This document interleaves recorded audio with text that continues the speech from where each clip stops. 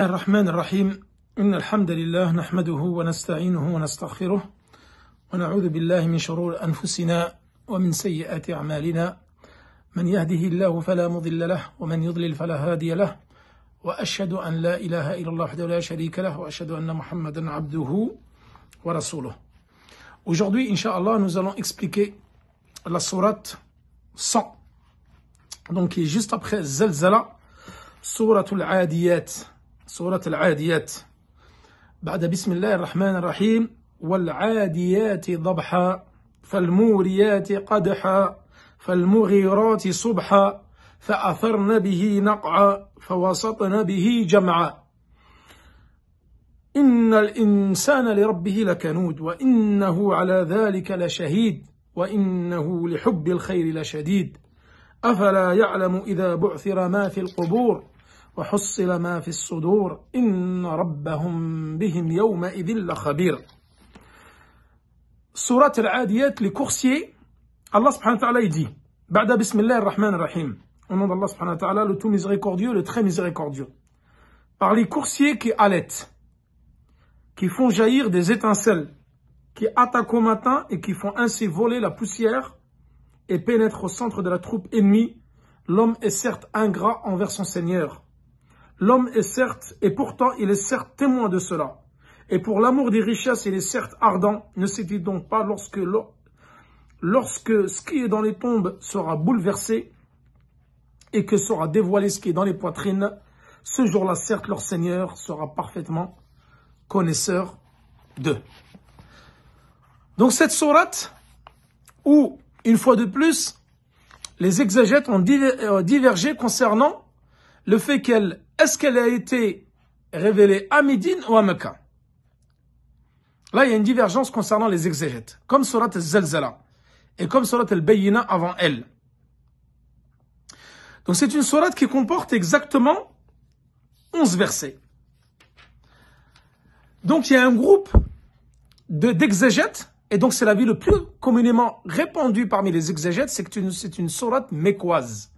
Donc elle a été révélée avant l'hégire et avant l'émigration du prophète sallallahu alayhi wa sallam, avant qu'il n'émigre à Médine. Et donc ça, c'est l'avis de Ibn Mas'ud, de Jabir, Al-Hassan, Ikrima wa Ata. Donc une partie des compagnons qui disent qu'elle est mécoise. Et c'est l'avis le plus majoritaire et le plus communément connu chez les savants du tafsir, les exégètes. D'autres, en l'occurrence, et non moins le plus célèbre d'entre eux, le plus grand exégète, c'est Ibn Abbas, wa Anas ibn Malik et Qatada. Eux, ils disent qu'elle est médinoise. Parce qu'en fin de compte, dans cette sourate, pourquoi il y a une divergence quant à la révélation de celle-ci? Car là, on va parler des chevaux. Et donc, en l'occurrence, du jihad, de la guerre, lorsque les chevaux, avec leurs cavaliers, vont attaquer l'ennemi. Et les savants, ils disent qu'en fin de compte, ceux qui prônent pour le fait qu'elle soit révélée à Médine, ils disent qu'elle n'a pas pu être révélée à Mecca, parce qu'à Mecca, comme vous le savez, dans la biographie, c'est ça ce qui est bien, Allah mabarak, le fait de faire plusieurs cours, en l'occurrence des cours de tawhid, des cours de fiqh, des cours de tafsir et des cours de sira comme nous faisons. C'est que parfois, masha'Allah, entre les sciences, vous allez voir que les informations se recoupent. Et rappelez-vous, lorsque nous avons fait les cours sur la biographie du prophète sallallahu alayhi wa sallam, c'est qu'à Mecca, les musulmans, ils étaient faibles. Ils étaient en infériorité numérique. Ils étaient donc faibles, ils étaient maltraités par les Qurayshites. Et donc, à cette époque-là, le djihad n'était pas légiféré pour les musulmans. Car ils n'avaient pas les moyens de le faire pour lutter contre les Qurayshites. Donc, le verset sur le djihad, l'autorisation d'aller combattre, n'était pas révélé à Mecca. Et rappelez-vous, il a été révélé à Médine lorsque le prophète sallallahu alayhi wa sallam a instauré le premier état musulman et que la plupart des musulmans sont rentrés dans l'islam. Cela a créé une force. Et donc là, au début, Allah subhanahu wa ta'ala a révélé le premier verset, c'était autoriser les musulmans à se défendre lorsqu'ils étaient attaqués comme ils l'ont fait lors de la bataille de Badr.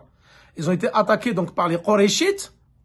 Ensuite, deuxième étape, c'est aller donc attaquer l'ennemi, comme ils l'ont fait à différentes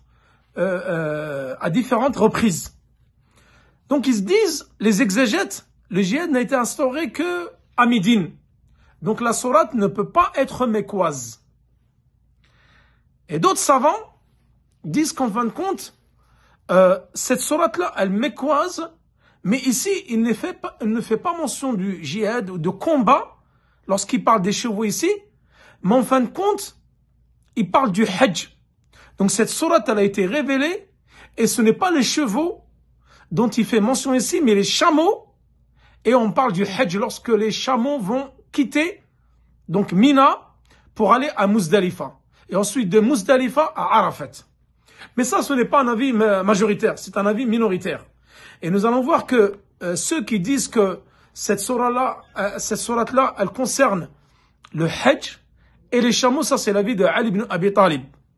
Et certains des compagnons qui ont pris position avec lui, mais ce n'est pas un avis majoritaire. Donc là, ils disent, Allah subhanahu wa ta'ala dit, wal adiyati dabha. Al-adiyat, c'est quoi? Les coursiers ici. Donc là, les savants également, ils ont deux avis. Donc beaucoup, et donc c'est l'avis le plus communément répandu, disent que l'adiyat ici, c'est les chevaux. Donc les chevaux qui courent, qui galopent. Et le fait de galoper, donc ça c'est l'avis de Ibn Abbas, le grand exégète, de Anas ibn Malik, de Hassan Mujahid qui est l'élève d'Ibn Abbas, ils disent qu'en fin de compte ici, ça concerne les chevaux. Al-adiyat, c'est quoi? C'est les chevaux qui galopent. Dhabha, les savants de la langue arabe, ils disent que le cheval, lorsqu'il galope, il court très vite, il galope très vite, il y a un son qui sort de sa poitrine, al-dhabh. Et ce son-là, on n'entend que chez les chevaux. Dhabha, donc ça peut être que les chevaux qui allaitent lorsqu'ils galopent.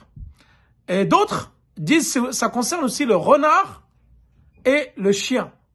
Donc le cheval, le renard et le chien, lorsqu'ils galopent, ils vont très vite. Et un son qui sort de leur poitrine, on va attendre al-dhabh. Et donc les connaisseurs, ils disent qu'en fin de compte, le chameau, il ne peut pas faire de dhabh. Dhabha, donc ça ne peut pas concerner les chameaux. Ça concerne que les chevaux ici. Et donc le fait qu'ils disent que certains, donc lorsque les chevaux vont courir très vite, de fait de ce galop, ils vont sortir de ce son-là. De leur bouche, on va les entendre qui vont allaiter. Donc qui allaitent. Allaiter ici, c'est pas le même verbe que allaiter la femme qui allaite. C'est allaite, H-A-L-E-D-T-E-N-T. Voilà, pas A-I-2-L-E-N-T. Donc ça n'a rien à voir avec le verbe allaiter, qui est la femme qui allaite son bébé. Qui allaite, donc qui vont très vite, et ce son va sortir là. Ali ibn Abi Talib, lui, il dit que l'adiyat ici, ça concerne les chameaux qui vont donc partir de Mina pour aller à Muzdalifa. Mais ça, c'est un avis minoritaire. Donc l'avis, la plupart adopté par les grands savants du tafsir, tels que Ibn Jarir, même Ibn Kathir et d'autres, Barawi, l'adiyat ici, donc c'est les chevaux. Donc les chevaux qui vont galoper et qui vont émettre ce son-là, lorsqu'il y a les musulmans sur eux, donc qui vont partir au combat. Et qui font jaillir des étincelles. Les chevaux, lorsqu'ils vont galoper très vite, et ils sont sur une surface, et ça vous avez peut-être pu le constater déjà, lorsque vous prenez deux pierres, et vous les tapez très fort l'une contre l'autre, surtout les pierres lisses, ça va créer des étincelles. Et donc là, les chevaux, lorsqu'ils vont galoper très vite avec leurs sabots, vous savez qu'il y a du fer sur les sabots, donc ce fer-là, quand il va venir frotter sur des pierres, ça va émettre des étincelles. Et c'est ça ce que ça veut dire. Falmouriyati qadha. Al-qadhuna, c'est le fait de faire des étincelles. Donc al-khayl, les chevaux, lorsqu'ils vont galoper vite, et que leur sabot va se frotter aux pierres, ça va créer des étincelles. Donc ça, c'est l'avis le plus communément répandu. Donc, et ça, c'est l'avis de Ibn Abbas. Voilà. Ils disent, Ibn Abbas, il dit, c'est lorsque les coursiers, donc les combattants, vont galoper sur leurs chevaux, ceci va créer des étincelles lorsqu'elles vont passer, les chevaux vont passer sur des pierres. Il y a d'autres, ça c'est vraiment le ma'na haqiqi, comme il a dit Ibn Jarir, c'est-à-dire c'est le sens réel de ce verset-là. D'autres, ils ont ramené des sens plus imagés, comme il l'a évoqué Al-Qurtubi dans son tafsir. Donc des mufassiroun qui ont ramené d'autres sens imagés. Le fait qu'ils disent que Al-Adi wal-Muriyati qadha, fin de compte, ça peut dire donc les chevaux qui émettent des étincelles avec leurs sabots lorsqu'ils frottent contre des pierres. D'autres, ils disent c'est Afkar al-Rijal, c'est-à-dire les pensées des hommes qui vont créer donc des étincelles avec leur ruse. Donc, pendant le combat, leur idée peuvent provoquer des étincelles donc par la tromperie, parce que l'art de la guerre, c'est l'art de la tromperie. Et il est permis, donc en temps de guerre, de mentir à l'ennemi pour le duper, pour le tromper, et également de ruser. Il convient de ruser pendant le combat. Et donc ils disent c'est les pensées des hommes qui vont ruser, créer des étincelles avec leur ruse et leur stratégie. D'autres, ils disent, tels que Ikrima, ils disent en fin de compte, c'est les langues. Ici, Al-Muriyat et Qadha, ils disent c'est les langues des humains qui provoquent le feu avec les paroles qu'ils vont émettre. En fin de compte, Al-Fitna. Et c'est vrai, nous en avons déjà parlé la semaine dernière dans Surat Al-Zalzala. Les paroles peuvent provoquer carrément, oui, des troubles, peuvent provoquer des fitna, peuvent provoquer des combats à cause de l'importance et la portée des propos que cela peut engendrer par la personne qui va émettre ces propos-là. Ça, c'est également un avis. Mais pour revenir à l'avis, donc vraiment expliqué ici par Cheikh Saadi, c'est donc les chevaux, Al-Muriyati Qadha, c'est lorsque les chevaux vont galoper et passer donc sur des pierres, ça va créer des étincelles. Qui attaquent au matin. Fal-Mughirati subha. Donc les cavaliers, lorsqu'ils vont attaquer au matin, cela va provoquer quoi? Ils vont arriver donc dans les lignes ennemies, ça va provoquer de la poussière. فَأَثَرْنَ بِهِ نَقَعَ. Le prophète sallallahu alayhi wa sallam, toujours lorsqu'il lançait des batailles contre l'ennemi, la plupart des batailles, Badr, Uhud, Bani Qurayza, Bani Nadir, Al-Mustaliq, toutes celles que nous avons déjà faites et qui sont à venir, telles que la bataille de Khaybar, la bataille de Hunayn, la bataille de Taïf, etc. Le prophète sallallahu alayhi wa sallam avait toujours pour habitude d'attaquer très tôt le matin. Après Salat al-Subh, ils attaquaient donc les lignes ennemies. Et dit cela, c'était plus munasib, plus adéquat, car l'ennemi était pris par surprise le matin et souvent, il n'était pas sur ses gardes, très tôt le matin. Donc là, par ces cavaliers-là, ou ces chevaux-là, qui vont attaquer tôt le matin. Comme cela était coutume chez les Arabes de tout le temps attaquer tôt les matins. Et d'autres exégètes, et disent, Fal-Mughirati subha ici, comme je vous l'ai dit au début, ils parlent ici, en fin de compte, de ces versets sur le pèlerinage. Et disent donc, les chameaux, ils vont quitter donc Muzdalifa, nous avons vu, donc, ils ont dit, ils sont partis de Mina à Muzdalifa, ou plutôt de Arafat à Muzdalifa. Et donc là, subha, le fait de quitter Muzdalifa tôt le matin.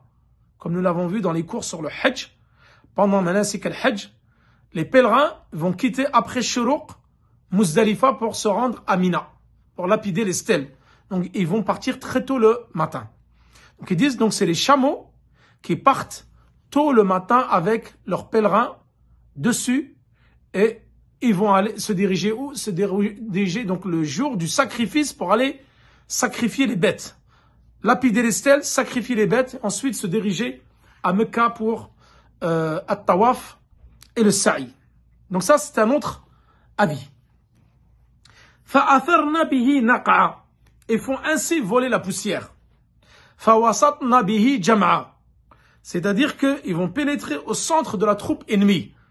C'est-à-dire que lorsque les cavaliers sur leurs chevaux vont émettre des étincelles, et cela va faire monter la poussière. Donc ils vont attaquer tôt le matin, et par leur galop, les chevaux vont émettre donc la poussière qui va voler en l'air. Vu qu'ils vont être nombreux et qu'ils vont galoper, donc cela va provoquer de la poussière qui va monter à la surface. Et donc là, les cavaliers, les combattants vont rentrer au milieu des troupes ennemies. فَوَسَطْنَا بِهِ جَمْعًا. C'est-à-dire que pendant le combat, les cavaliers, ils vont se retrouver par groupe au milieu des troupes ennemies pour les combattre. Donc les chevaux vont rentrer au milieu de ces troupes-là jusqu'à qu'ils constituent donc des groupes au milieu des troupes ennemies. Voilà donc l'explication de ce verset-là. Donc là, Allah subhanahu wa ta'ala, depuis le début, donc j'avais oublié de l'évoquer, il jure ici. Il dit « Wal-'adiyati dhabha » il jure par les coursiers qui allaitent. Donc il a juré par les coursiers qui allaitent, qui font jaillir des étincelles, qui attaquent au matin, qui font ainsi voler la poussière et pénètrent au centre de la troupe ennemie. Et là, Jawab al-Qasam, comme on dit, Jawab al-Qasam, le fait qu'Allah subhanahu wa ta'ala a juré par toutes ces choses-là, là, la réponse de ce serment, c'est quoi? Innal insana li rabbihi lakanud. L'homme est certes ingrat envers son Seigneur. La kanoud ici, les savants du tafsir et de la langue arabe, ils donnent plusieurs sens au mot la kanoud. Et le sens le plus communément cité, c'est la kafour. La kafour, c'est-à-dire la kafour juhoudan li ni'amillah.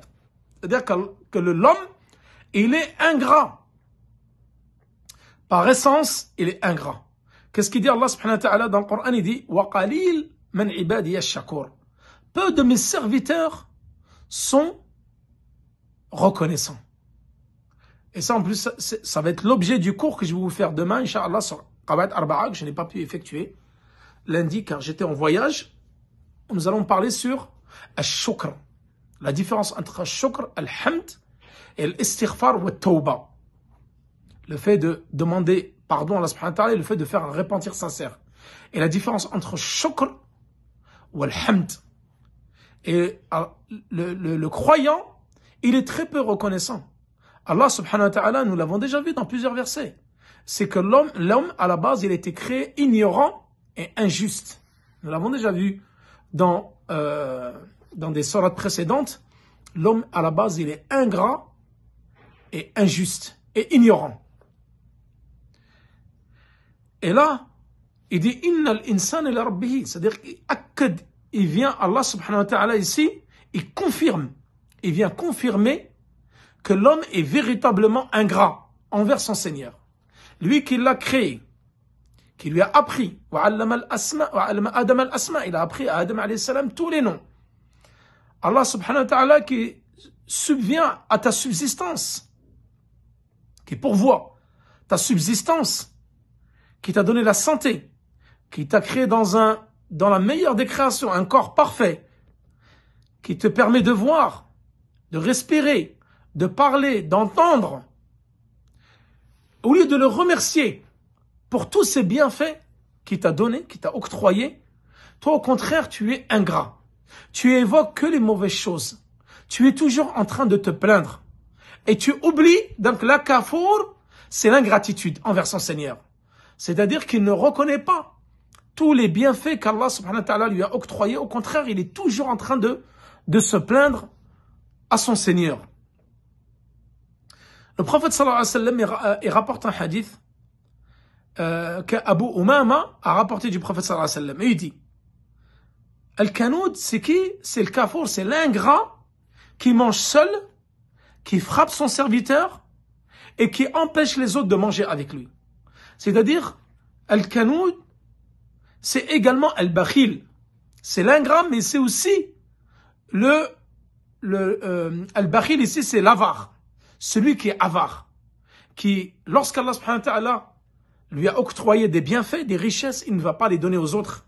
Il va interdire les autres de partager avec lui ces richesses. Il va les garder pour lui. Et nous allons voir que le verset qui est juste après, il vient conforter cela. Et pourtant, il est certes témoin de cela. Et pour l'amour des richesses, il est certes ardent. Car tellement il est amoureux des richesses du bas monde, de ce bas monde, alors il en devient avare. Nous allons arrêter juste quelques secondes, c'est l'adhan. C'est l'adhan ici, l'adhan du Isha. Ensuite, nous reprenons la fin du cours, Inch'Allah.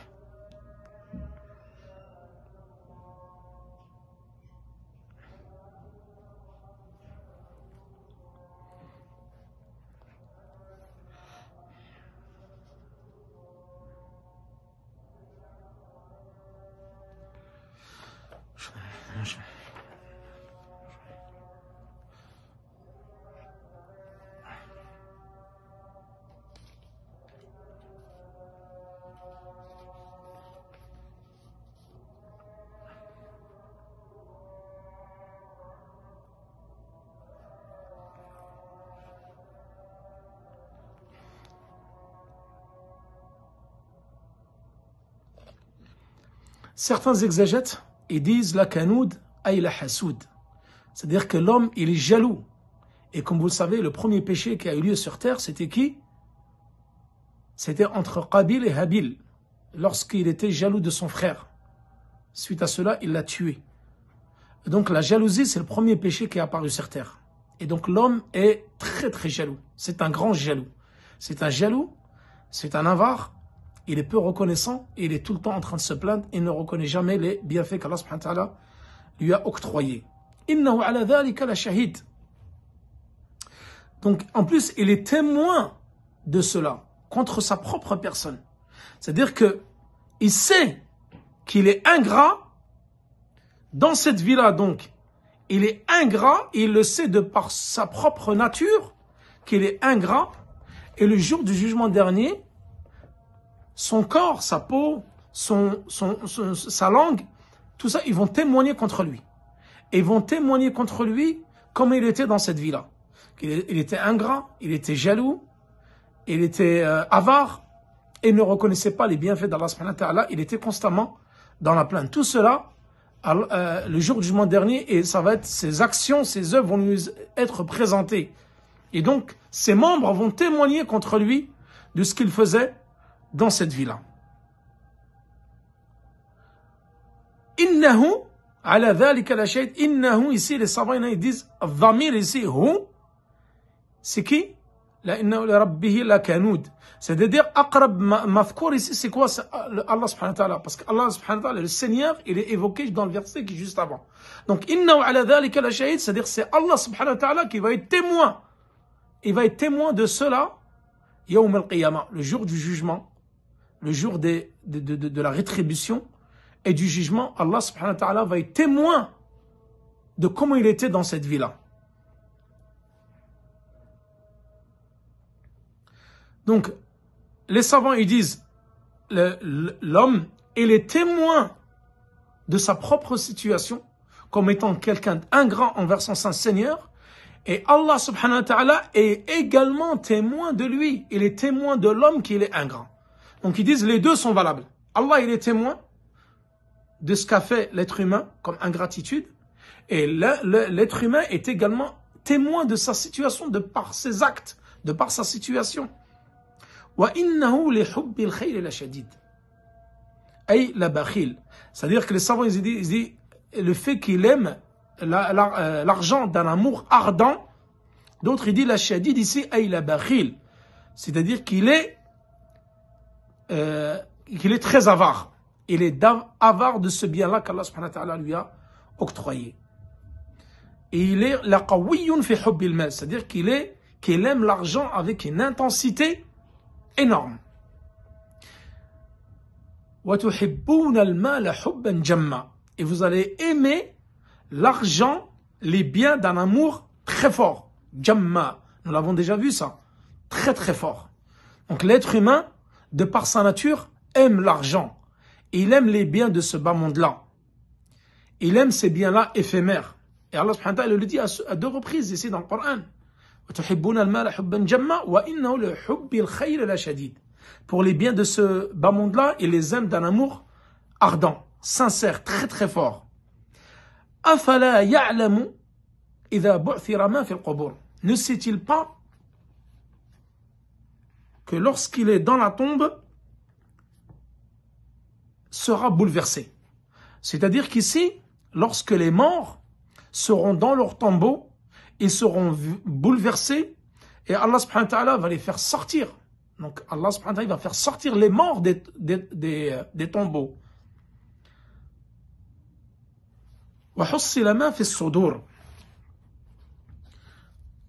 Donc ne sait-il pas que lorsque ce qui est dans les tombes sera bouleversé, donc sera sorti, les morts en l'occurrence, nous l'avons vu dans Surat Al-Zalzala, la terre elle va faire sortir les richesses et les morts qu'il y a en elle. Donc Allah subhanahu wa ta'ala va faire sortir les morts des tombeaux et il va faire sortir ce qu'il y a dans les poitrines.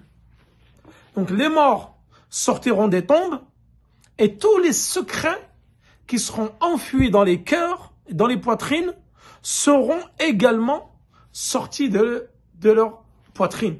C'est-à-dire qu'Allah subhanahu wa ta'ala, le jour du jugement dernier, il va divulguer tous les secrets qui seront enfuis dans les cœurs, dans les poitrines. Et tous les actes cachés que les gens ne pouvaient pas voir, ils vont être présentés aux humains, Bani Adam, les fils d'Adam, le jour de la rétribution. Donc tout sera su. Les œuvres seront présentées à tout un chacun. Aussi bien les œuvres cachées que les œuvres apparentes que les secrets.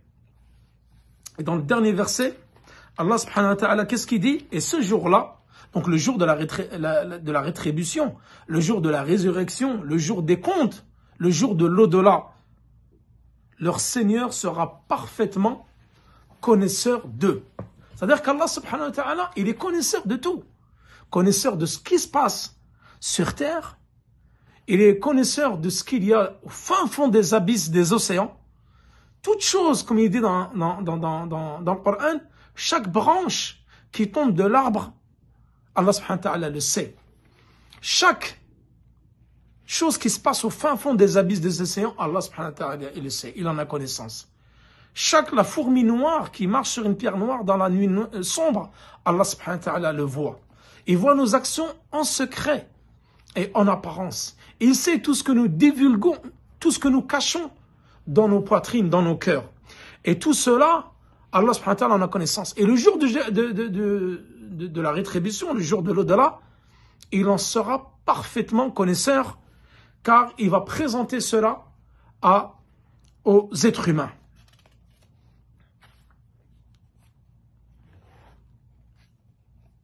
Donc Allah subhanahu wa ta'ala, il a spécifié ici qu'il sera parfaitement connaisseur ce jour-là. Bien qu'il soit parfaitement connaisseur d'eux à tout moment, dans cette vie-là. Mais il va le spécifier pour le jour du jugement dernier, car les œuvres vont être présentées à tout un chacun. Donc les musulmans et les croyants vont prendre les feuillets de leurs œuvres de la main droite, et les hypocrites et les mécréants vont le prendre de la main gauche derrière leur dos. Voilà donc concernant l'explication de cette sourate Al-Adiyat, les coursiers. Nous avons fini et je vous donne rendez-vous demain, Inch'Allah, pour les 4 règles que je n'ai pas pu dispenser lundi. Et donc demain, il y aura 2 cours. Il y aura le tome de Médine et il y aura les 4 règles. Wa sallallahu ala nabina Muhammad wa ala alihi wa sahbihi wa sallam. Allahu ta'ala a'la wa alam. Wassalamu alaykum wa rahmatullahi wa barakatuhu.